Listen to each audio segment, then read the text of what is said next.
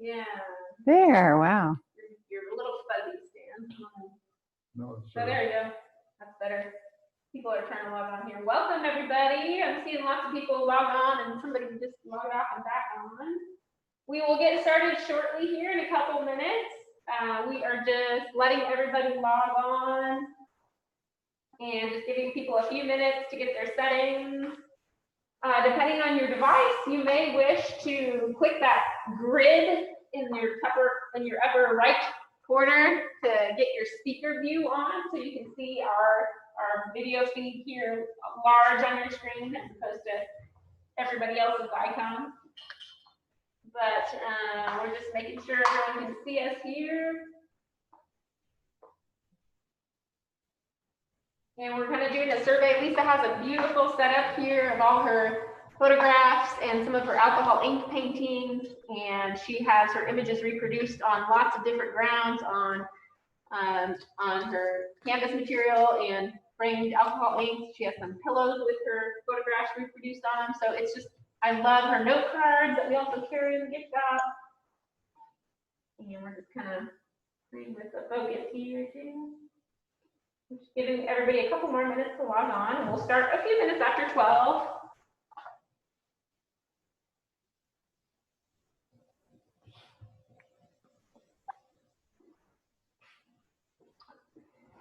I want to say, well, we have a few minutes here for everyone logging on. I want to say a big thanks to Grant at the Kiowa County Media Center, who helped kind of double check our technology. And of course, a big thank you to Stan, who has the top of the line equipment, and he's the top of the line operator to get all this set out. This is all new equipment, new setup for this event. So we are really getting everything top notch. It's my old wedding equipment. Dan used to use some of this to video weddings. He did 1,000 weddings in his day. Can you imagine 1,000 weddings videoed? You are a patient, kind man. Stan, you're the best. So we're getting a lot of people logging on. This is great. I think we'll give another 1 or 2 minutes, and then we'll kind of formally begin, if that sounds good. Most definitely. And if people log on late, I can still let them in. Once we start the presentation, I'll still admit them. For just a minute or two.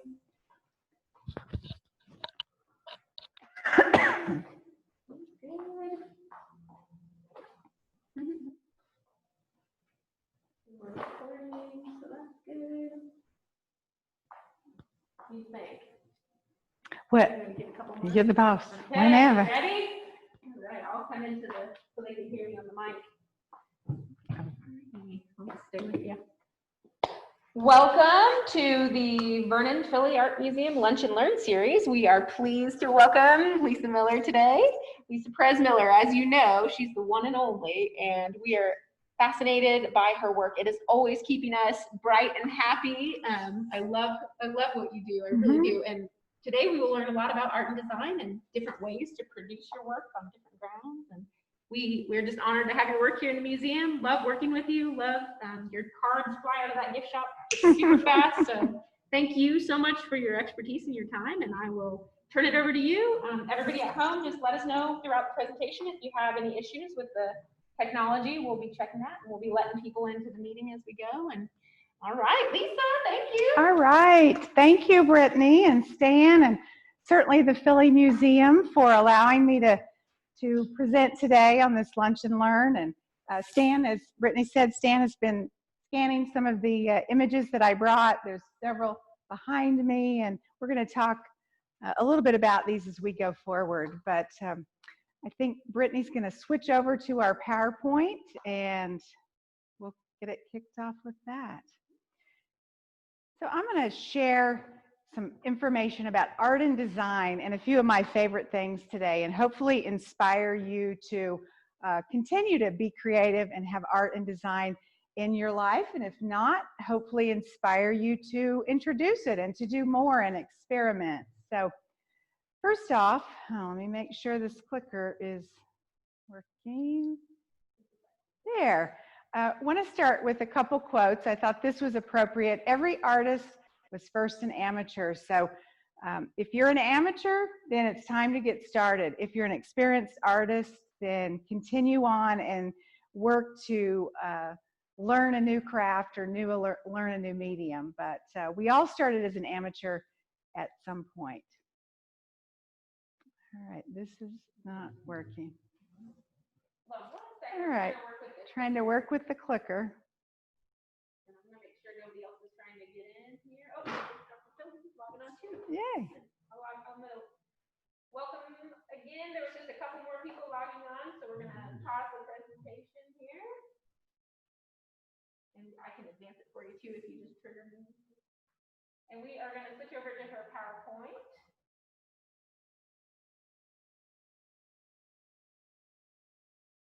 Okay, so go ahead to the next slide.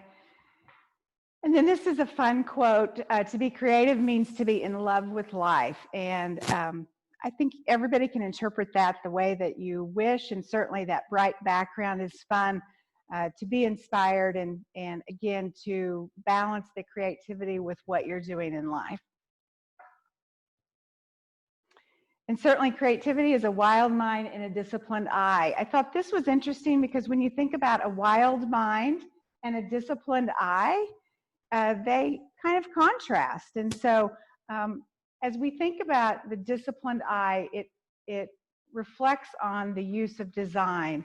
And I have had design in my life and use it regularly from way back when I was in high school and I was on the photography staff and the yearbook staff. And then one of my degrees is in design. And so even though I'm not working in a field every day relative to design, I do use it in and out, and I think we all do as we go about our lives. And today I want to challenge you.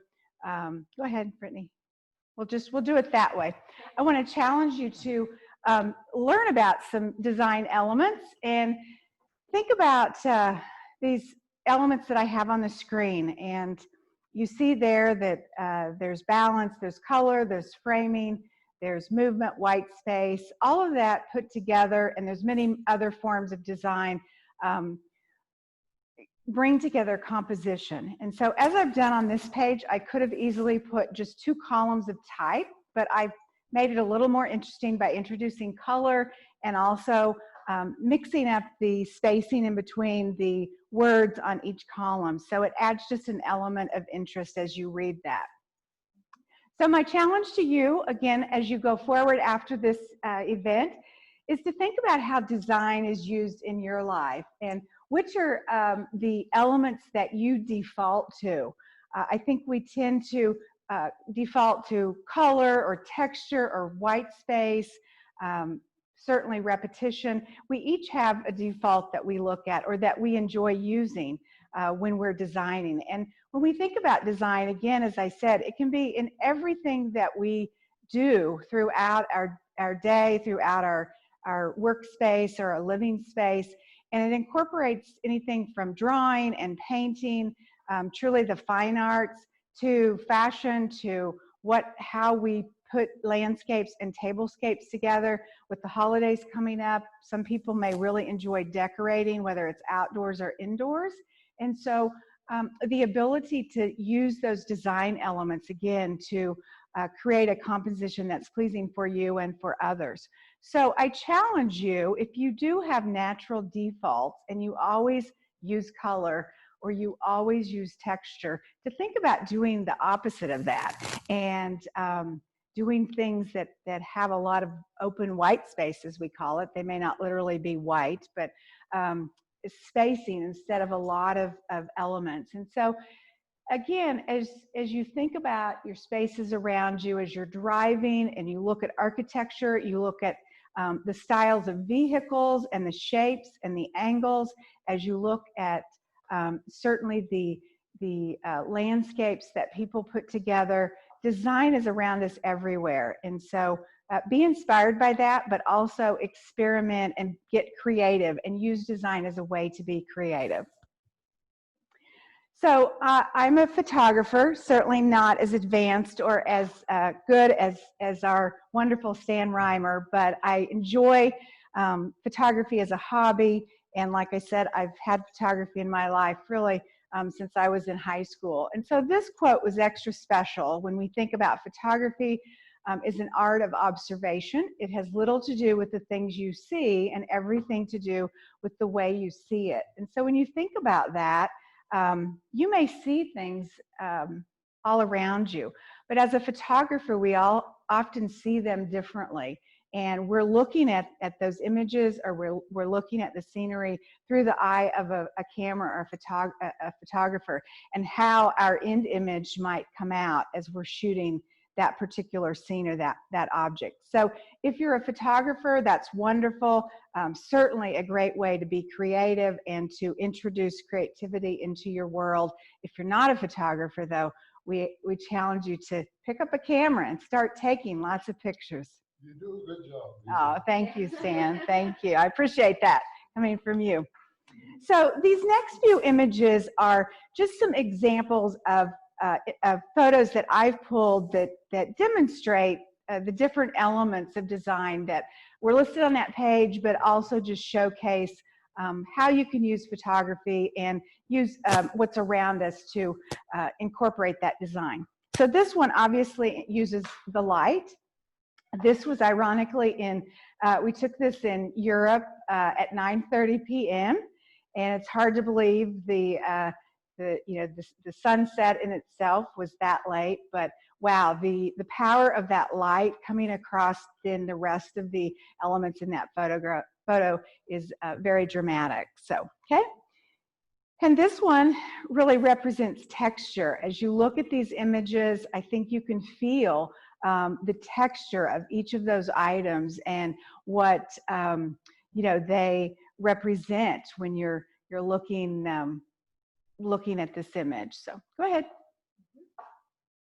This one is very interesting because you could shoot this as a castle looking forward, but I chose to incorporate the foreground and kind of frame the photo, so it added some creativity to the whole composition of the photo by incorporating the grass in the foreground and then framing it in essence with the castle in the background. So go ahead.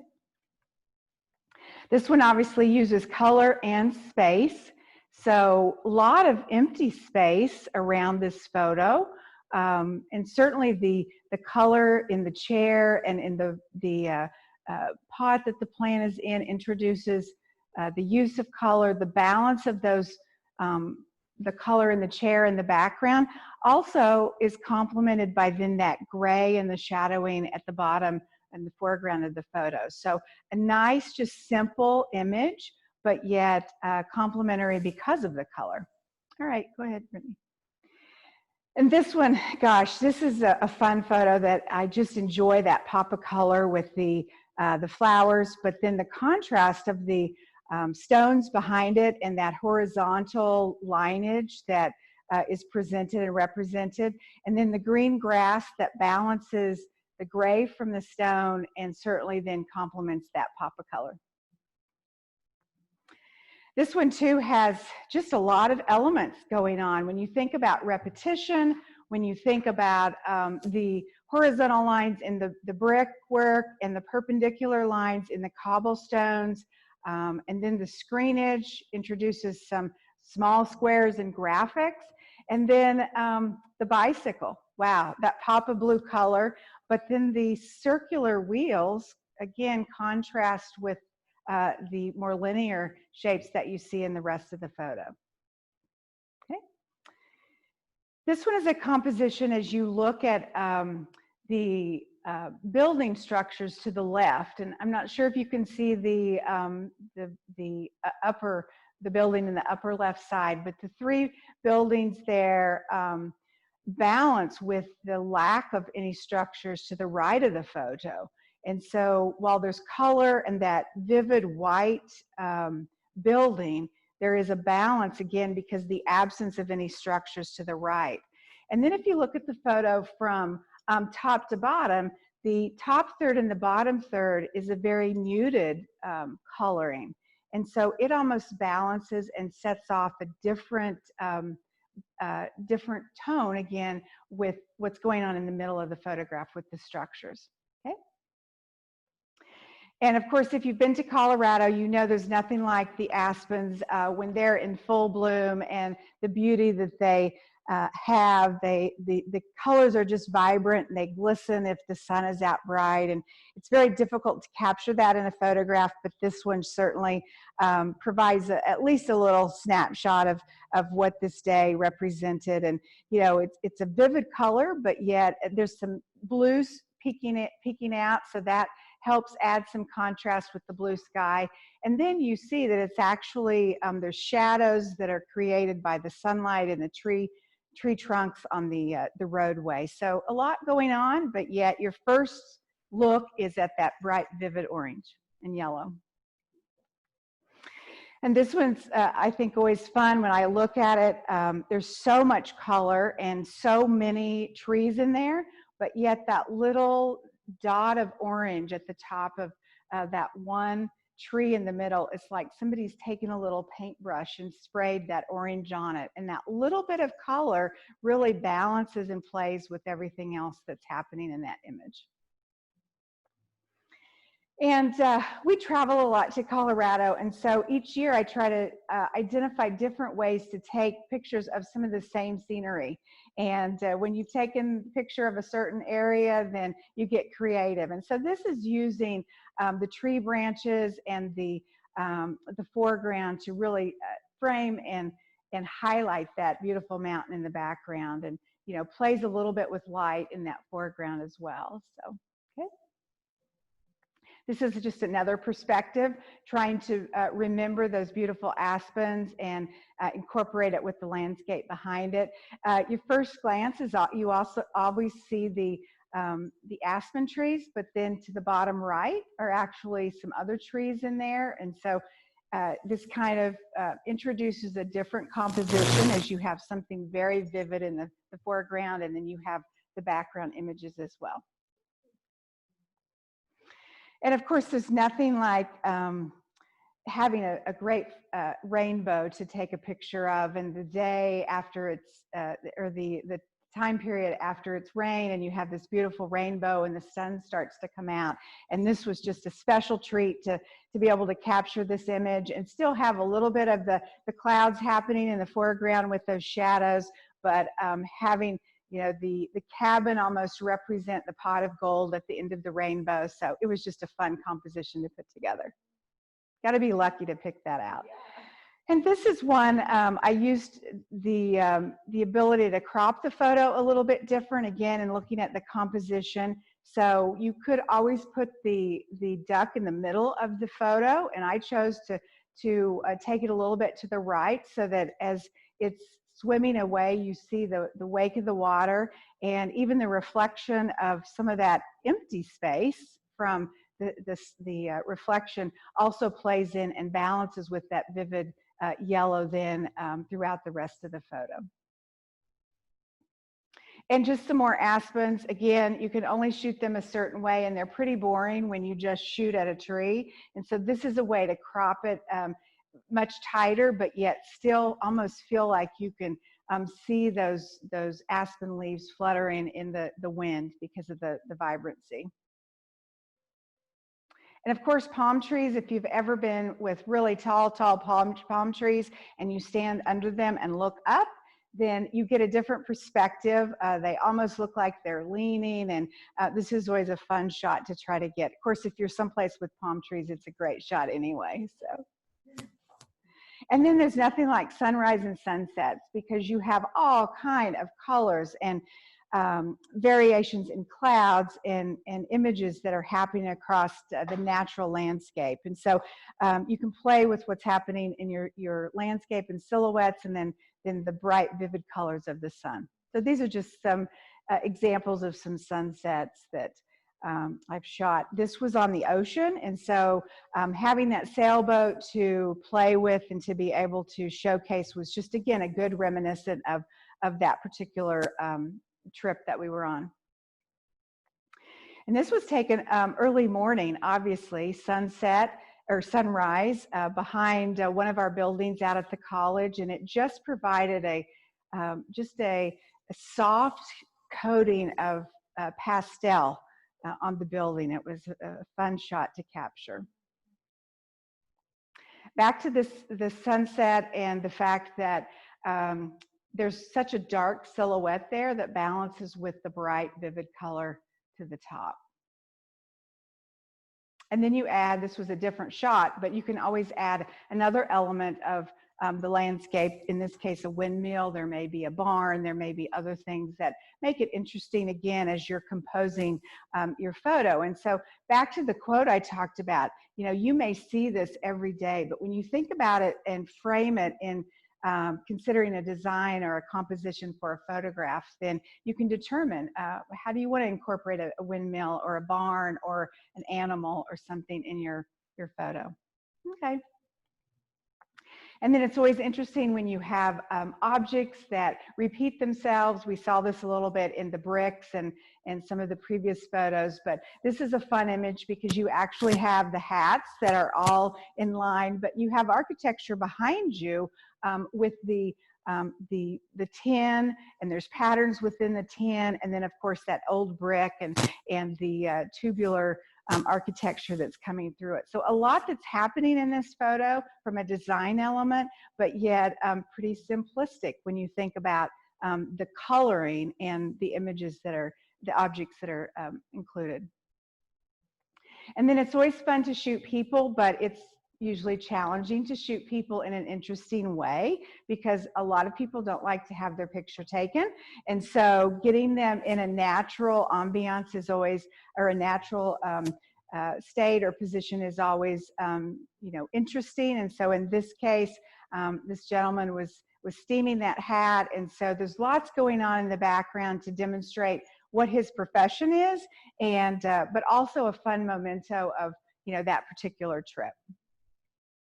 And of course, when you have animals and people, and in this case a fish, you have to be ready because at any split second, the dog is going to move, the fish is going to flip, or something's going to happen. So this was a great opportunity to catch, again, a few of my favorite things, and a picture that's very special to me, but a split second difference and you wouldn't have, you know, a particular shot like that. This was truly a character. Again, we were touring and visiting some churches and some different places in Europe when we were there, and a small group of parishioners were having a lunch, and they invited us in. And this gentleman was sitting on the pews, and I asked permission if I could take some pictures, and he allowed it. And you know, what a subject matter. My sister-in-law took this photo, and then she's an artist as well, and she drew an image of him. And so it was just a fun way to capture the character of the people of that particular area. And then you may take a lot of group pictures. I take a lot of group pictures with the organizations that I belong to. And so I want to challenge you to really think about those photos as you're composing what's in front of you. If you can use the background to complement your photo and to be, again, reminiscent of whatever the event is or the occasion. And then as you pull your group into the photo, think about where you can place them so that, again, you're composing and using a design technique to make sure you get a good photograph, with some of them standing, some of them at different levels, so it brings an element of interest to the photograph. And this one adds a lot more people to the photo. And so the challenge is always making sure you can see their faces, their eyes are open, hopefully they have a smile.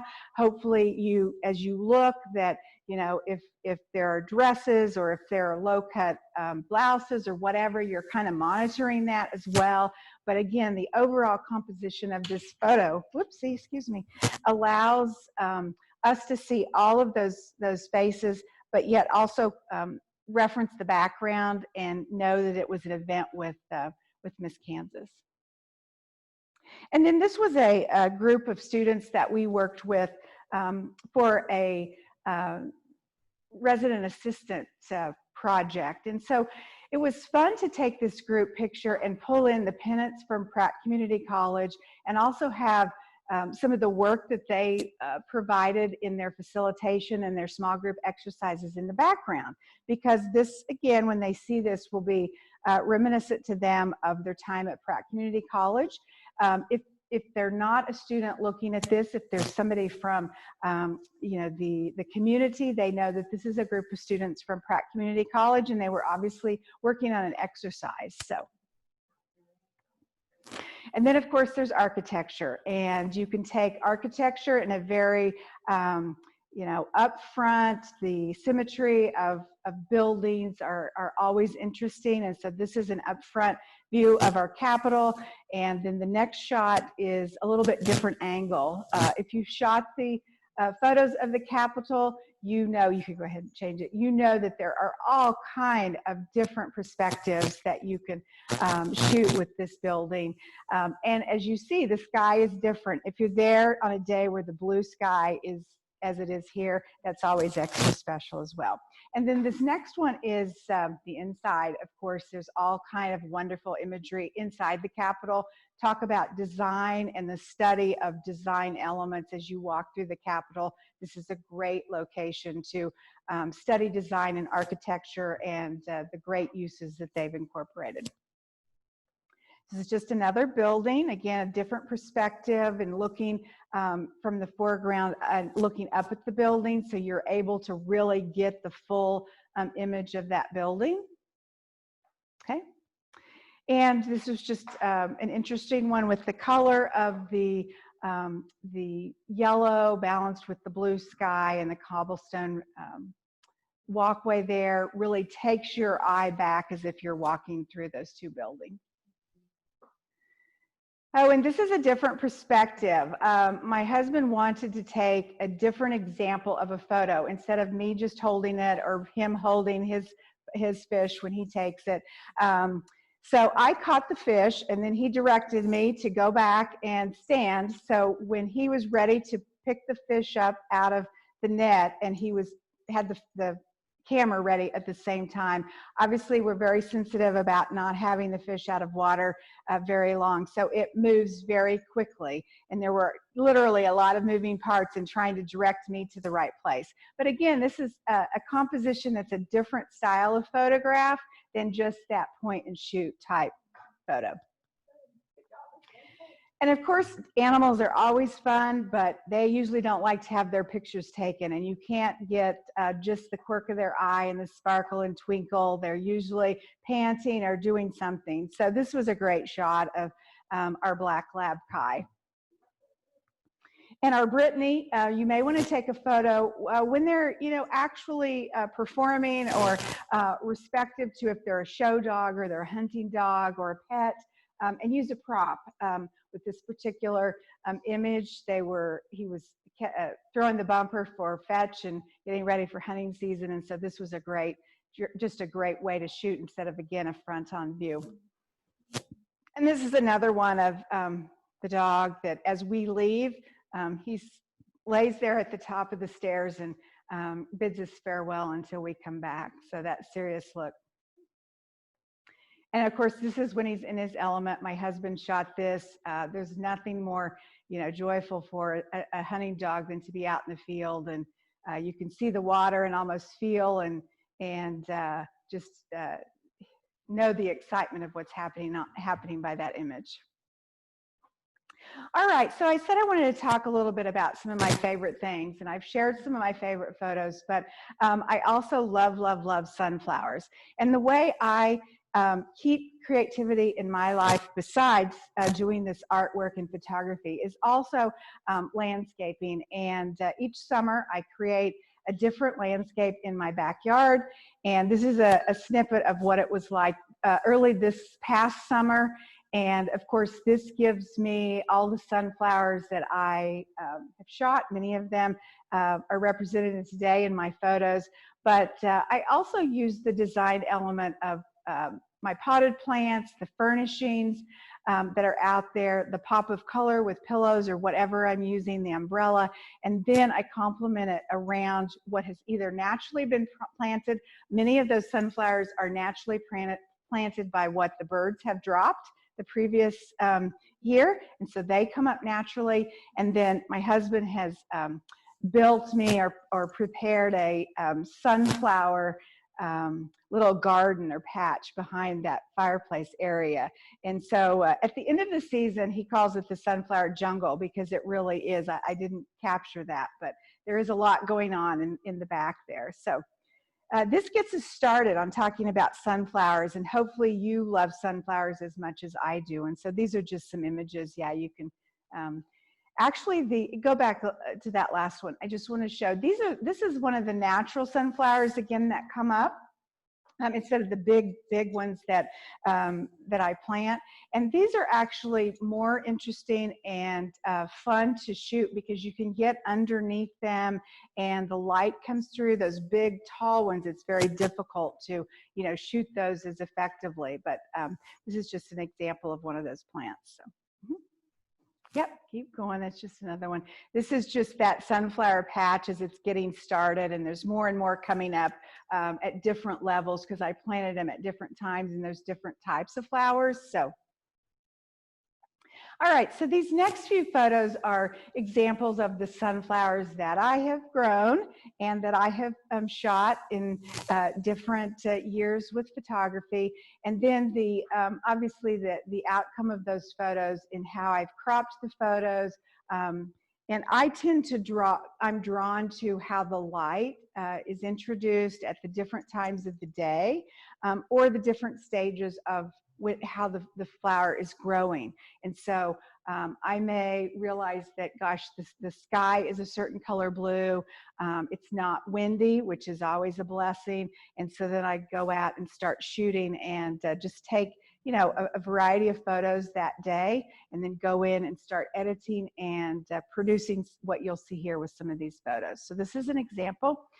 Each sunflower is different also when you plant them, because there are different varieties of sunflowers. So the coloring is different. That middle can be that dark brown, traditional brown, but yet you can get some that are more orange. And so that's another element of why I love sunflowers. They're so bold and so fun, but yet they're very different each time you grow them. Each summer, the backyard looks different because of what comes up or the type of sunflower that is blooming. And so it keeps it very exciting and very fun. This again is just, you can see the light that's coming through and plays off of the balance of that particular shot. Again, this one is what I have behind me. So as Stan panned before we started, these sunflowers, you can turn them into obviously framed photographs that we have here. This particular one behind me and this image, I've put a lot of them on the enlarged canvases, because they're great on those big spaces where you need to fill with a vibrant coloring or image. And then I've turned some into pillows and just all kind of ways, gift cards and things that you can use these images.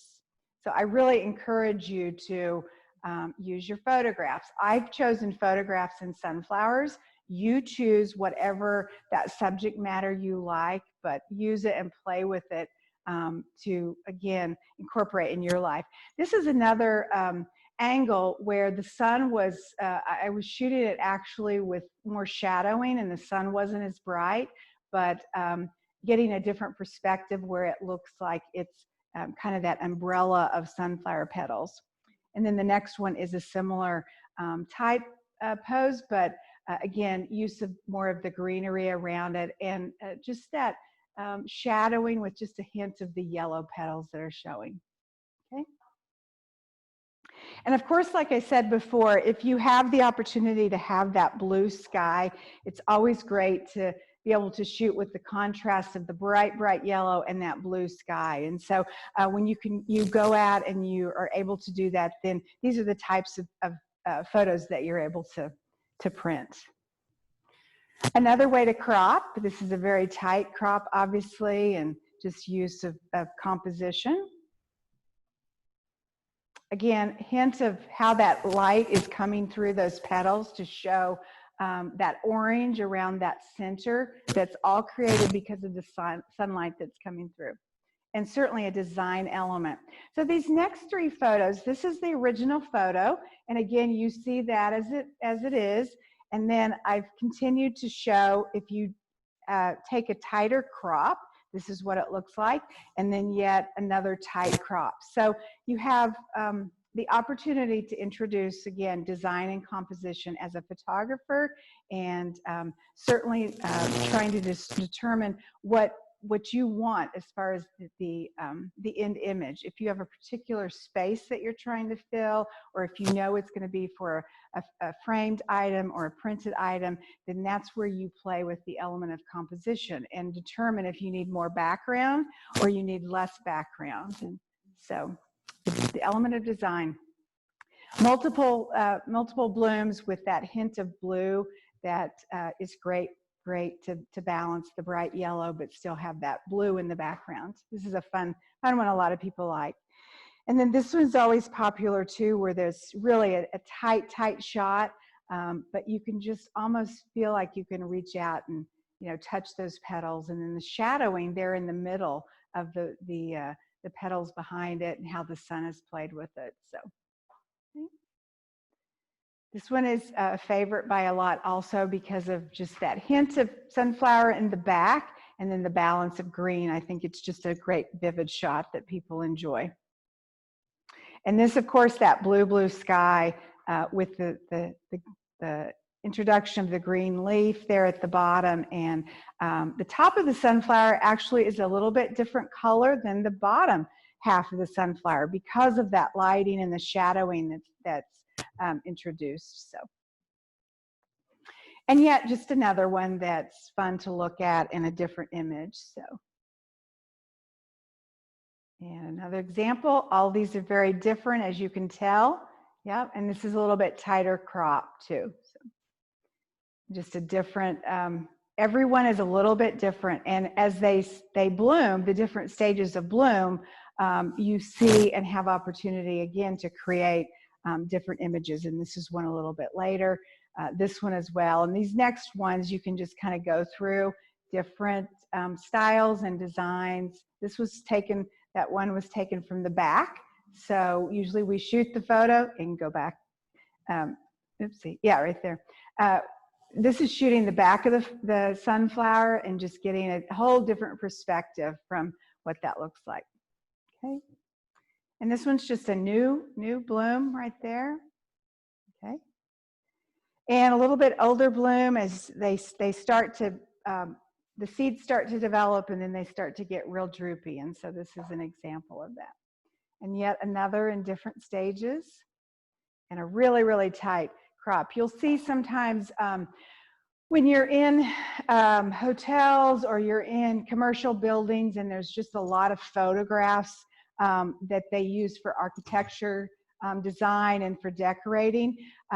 They want to use the same theme, so it's flowers or sunflowers or whatever, but they want different perspectives so that they're not all the same. And so this is a use of, you know, again, it's sticking with the sunflower theme, but a much tighter, bigger composition. And then this is just showing the shadowing in the trees or in the leaves as a result of the bright sun. All right, so this photo is not to show my husband and I, but I want you to look at that sunflower in the very top above my head. And if you go to the next picture, then this is what it looked like when it was in full bloom. And it was a big, beautiful sunflower that I was just so proud of. And as I said, as the seeds start to develop, they start to get droopy. And so this one was starting to get droopy, but it was really big. And so I thought, okay, I'd harvested some of the other flowers around it because they were getting big. And I left this one, and then I came home the next day, and this is what it looked like. And so the next shot is what it really looked like. One of my not so friendly to me squirrels had gotten a hold of it, and that sunflower became this variety of things on the top of the fireplace out there. And the squirrel had taken all of the seeds and ran away. the next one shows, this wasn't the one, but my husband, I again have this war with rabbits and squirrels because of what they do to my sunflowers. But one day he caught this on his phone camera with the squirrel. Literally, they can be so big and they're still carrying him away. And we didn't believe they really could do it, and he saw it one day. And so, yes, I can continue to have this battle with squirrels and rabbits. So, and these are just a few last images with, as I'm harvesting them, what they look like then in that stage. And so it's fun. Again, from a design element, they look totally different. So I say every year, wow, the flowers are so beautiful in the garden, and they have really, come to life. And in October, you just hate for that first frost because everything's in full bloom. So I appreciated this quote where I paint flowers so they will not die. So in my mind, that's why a lot of these images, and certainly the sunflowers that I love, I shoot and keep around me throughout the year so that I can be remembered by the wonderful sunflower fields that are throughout Kansas, but also the ones that I'm have the privilege to grow in my own backyard and shoot. So along with photography, which is, again, my medium that I use a lot, I also try to experiment and stretch myself. And so these last few months where we've been inside and our worlds have been a little bit different, I've had some time to do that. And so again, as I said earlier, you decide what your medium is. If it's photography, if it's painting, if it's sculpting, if it's crafting, the most important thing is that you're being creative and you're doing something. But I want to introduce you to alcohol ink. If you've not ever worked in alcohol ink, I would encourage you to do this. And Brittany's going to click on a couple of the images that, oh, sorry, you've already, we can do that later. Yeah. She'll show some of the images up close when we get back to the PowerPoint. But one of the reasons I like alcohol ink is my particular style as I paint and draw. I like it to be very loose and very kind of abstract in a way, messy in a way. And so this particular medium allows me to do this. So these are some examples of some of the photographs or some of the artwork that I've done with alcohol ink. And again, I'm very abstract. So the ability to come in and my husband spoils me with big bouquets of red roses every year for my anniversary. So this was reminiscent of just remembering those bouquets and just flowers in general. A lot of them are representative of sunflowers, but this particular one I took again of the sunset, I painted to demonstrate what I thought was a sunset and very simplistic image. So I'm going to again demonstrate, and the paper that you use is a special paper for alcohol ink, and you can get this at any art supply store or order it online. And again, what I tend to use are very bright colors. These are the alcohol inks. They come in these little bottles. I'm trying to get Stan so that these little bottles. And some of the tools, I said the special paper, some of the tools that you use are actually the compressed gas or air that you clean your computer keys off of. Certainly you can use the brushes. There's alcohol blending solution and then good old-fashioned water. And so I'm just going to put some things. I'm not going to do necessarily a composition, but I'm just going to demonstrate what it looks like. And so Stan, as you get really close, I don't know, or yeah, you're good. I'm going to put this, Brittany, are you good? There we go. Okay. So I'm just going to put some images down and show you what happens. And so as I put that there, you're going to see how it bleeds and how it is working on the page.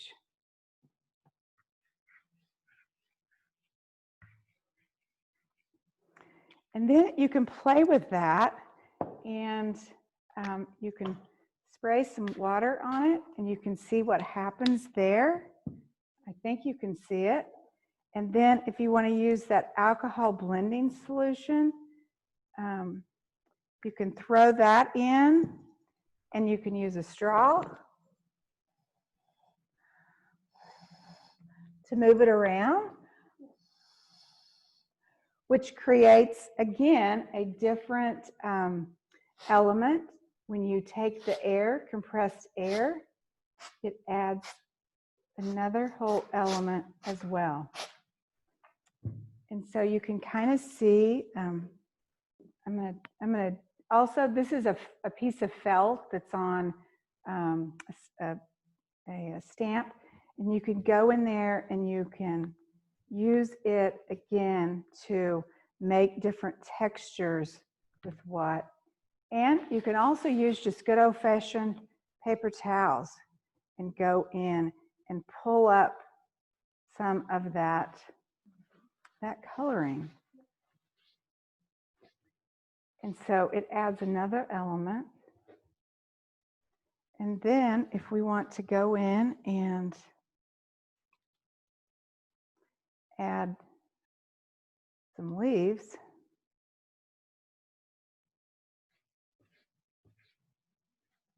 you could actually kind of draw what you're thinking of. Again, very abstract, because you're going to see from the image that it's going to bleed around. And you put water on that, it's going to add even more to it.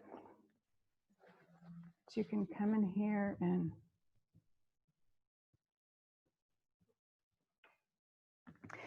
then usually it helps if you let this dry, and you can let it dry. On one of these images, I came in and I sprinkled some glitter on it so that there was some dimension and some texture. This is a pearl that kind of pearlizes it, and so you can add that, and so it adds a little bit of a sparkle. I don't think we can get that close, but it adds a little bit of dimension there as well. And so when this dries, then the way I did this is this was actually this picture here. I'm gonna put that down. So I actually did a layer of this first. I let it dry overnight, and then I came back in and I added some different same colors, but some more pigment, so that it adds some shadowing and some depth to it. And so if this was the case, then you would let this dry, and then I would probably come back in and you know, I would have more of a stem. I don't think I'm going to be able to do it because but you can come in like the bottom of a straw and create some lines that demonstrate again what you're after, to add some other elements. And then you know, it's always interesting if you want to come in and trying to think what other color I can add in here. So you see that.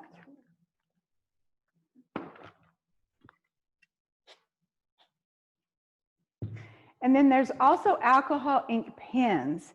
And so I can come in later and they're just like big magic markers.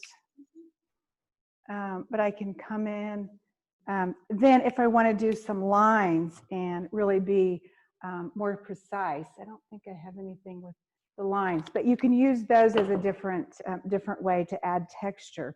But I just, again, appreciate the vibrancy of the pigment and the looseness of being able to, you know, just have kind of a messy, abstract image. And, you know, again, if you make a mistake, just add some more pigment. Get creative with how you're using it. And like anything, practice makes perfect. And so as you're working and as you're, you know, you're experimenting, just being able to look at that image and how bright it is. So this was what I experimented with and have learned to work with. And I've got a lot of different, again, images. This is one I did in thinking about Christmas and, you know, a poinsettia and the fun times ahead of us with the holidays. And of course, I think you saw this one.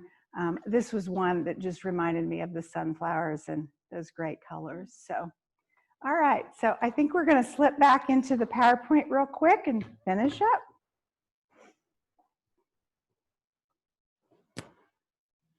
So again, just as a reference, this is alcohol ink, and you can Google it. You can purchase it at any art supply stores, and it's just a fun pigment that I encourage you to test and to try and introduce.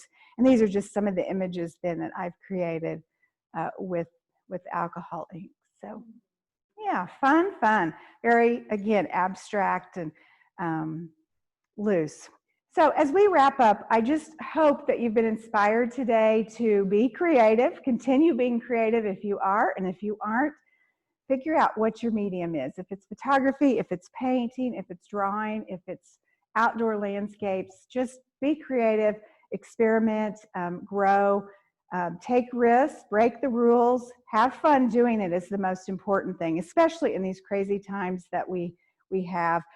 We just want to make sure that art, design, creativity is part of what people are doing to get that balance, and when they take a pause from work or everyday life, have art and creativity in their life. And this is a fun little image with these women you've seen probably on social media. Be weird, be random, be who you are. That's the most important thing, is be who you are. And of course, this is a favorite of mine. She's a sunflower, strong and bold and true to herself. So just, again, inspiring to me. And whether you're a photographer, a painter, whatever type of artist or designer, I hope that you will get out and enjoy people, enjoy the landscapes, architecture. As we started today, look around you, if it's in your house, if it's in your workspace, if it's as you're driving around, and recognize those elements of design and introduce different ones into your life. And as you go forward with the holidays and you're getting ready for the holiday tables and the holiday decorating, again, a good place for design and creativity. And of course, again, visit this wonderful gift shop. I'm privileged to have some of my items in the gift shop. I have cards and framed photos and lots of different things that are available, but there are amazing artists from the region, and if you haven't been in, please come. If you have been here, then come back, because it's a wonderful place to do your shopping, especially with the holidays coming. And again, thank you so much. Remember, it's all about art and design and being creative. So I hope I've inspired you, and if you know, if anything, you've taken a little bit of your time and gotten to enjoy some fun images and just some inspiration, hopefully, that will encourage you and nudge you to get out and be creative. So thank you, Brittany. I don't know if we want to take questions or what you want to do. First, we want to give you a round of applause. Thank you. Thank you. That was just, we just want to thank you, Lisa. That was so inspirational. And I think, you know, during hard times, we are so grateful to be able to bring programming, and you're a fantastic artist and presenter and so flexible with us as we learn all the new technologies. So we hope you all at home enjoyed. You're welcome to post questions there. If we see any posted typed questions in the comments, we can ask Lisa, but otherwise you can also access this video afterwards and post your questions for Lisa there if you have them. Yeah. And other than that, Thank you all. I've enjoyed sharing and sharing a few of my favorite things. All right. Thank you very much, Lisa. Yeah. Thank you all. Thank you. Bye, everybody. Have a great day. Happy Friday. Be safe.